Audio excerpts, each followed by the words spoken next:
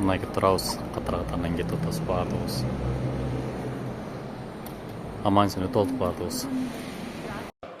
Владимирович, я в прошлый раз здесь говорил, мы вошли в Евразийский экономический союз. У нас есть договор, который состоит из 1000 статей, из 1000 листов. Там все расписано. И мы ратифицировали и Российская Федерация, и Кыргызская Республика, и Казахстан, и Армения, и Белоруссия. И там 4 свободы.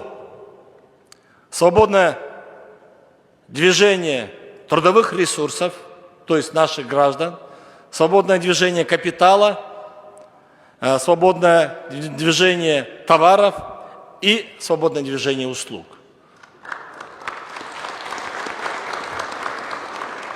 Но мы сегодня, вот я утром прилетел, мы почти что 40 минут стояли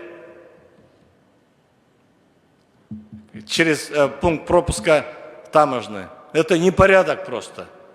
Я еще раз хочу сказать, это непорядок.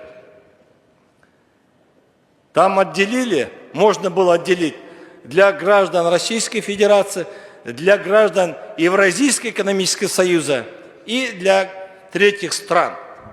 Кто не вошел, пускай они стоят в очереди.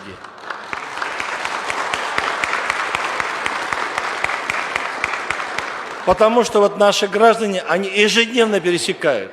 У нас здесь вот по определенным, то есть по последним подсчетам, активно живут 425 тысяч, и в сезон приезжает до 300 тысяч человек. И представляете, какую мы им создаем условия. Тем более Российская Федерация нуждается в грамотных, которые знают русский язык. У них есть образование, у них есть навыки. И самое главное, у них есть любовь к Российской Федерации. Они хотят приехать здесь поработать и заработать для себя, для своей семьи, и еще приумножить экономику Российской Федерации. А мы на границах начинаем создавать небольшие такие вот проблемы.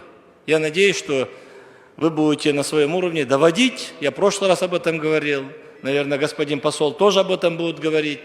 На уровне правительства будут говорить. Но я понимаю, здесь вот определенная система безопасности, но можно немножко отделить, чтобы мы не стояли там с третьими странами.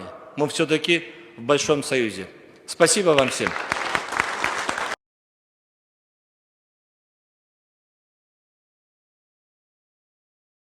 Вот, 4-нчү группа келдик.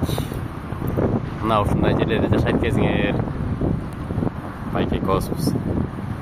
Мына ушундай жерде сонун жайгаштык, баары жакшы. Эртең буюрса жумуш. Жер үйдө эмес экен, жана ушундай квартирада жашайт кезиңер сонун.